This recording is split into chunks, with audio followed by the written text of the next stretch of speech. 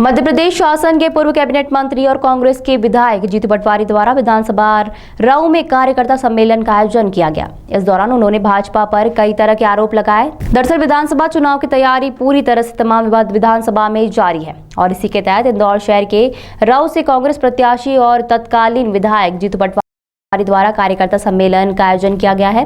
इस दौरान शहर के तमाम वरिष्ठ कांग्रेस नेता और क्षेत्र की जनता उपस्थित हुई। इस दौरान उन्होंने मंच से कहा कि जो अन्य विधानसभा के विधायक हैं वह कई विधानसभा में जाकर नारियल फोड़ रहे हैं। विधानसभा चुनाव के नजदीक आते ही भाजपा द्वारा एक ट्रक नारियल बुलाकर पूरे प्रदेश में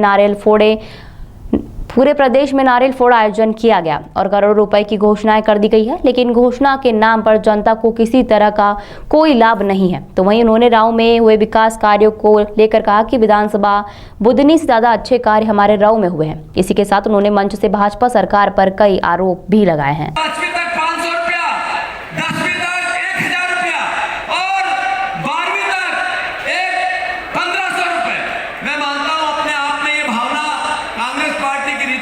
को बताती है। मैं सबको जोरदार स्वागत के साथ आप सबको ढेर सारी शुभकामनाएं। इस चुनाव में आप सब हम सब मिलकर इस संघर्ष को जिए और लड़े। भारत माता की। सबसे अनुरोध है भी आदरणीय कृपा शंकर शुक्ला जी हमसे बात करेंगे। अपने बात यही है कि बुधनी में 40 कॉलेज नहीं है, हमारी विधानसभा में है। वहाँ 4 यूनिवर्सिटी नहीं है, हमारी विधानसभा में। हमारी विधानसभा में 40 अच्छे स्कूल है, वहाँ नहीं है। हमारी विधानसभा में एक स्पोर्ट्स का ऐसा कॉम्प्लेक्स बन रहा है जो प्रदेश में नहीं है, वो यहीं है। सारी नेशनल हाईवे 1 नंबर है, सारी राज्य की रोडें 1 नंबर है।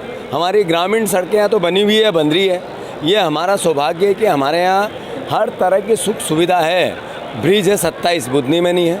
ब्रिज 17 बन रहे हैं, बुधनी में नहीं बन रहे हैं। हमारे यहाँ हर गांव में नल जल योजना है। हमारे यहाँ आधे गांव में नर्मदा का पेय है। हमारे यहाँ वार्डों में 27 टंकियाँ तो बनी हुई है, बन रही है।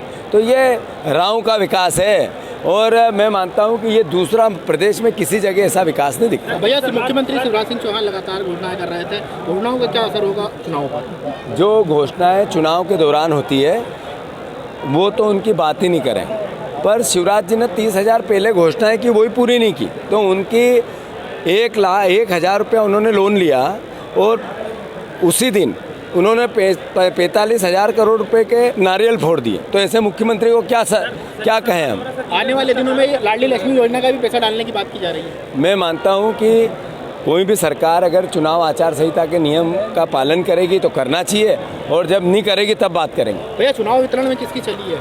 कांग्रेस के। ये पूरी कांग्रेस यूनाइटेड है, एकजुट है, सबकी मिल के चलिए।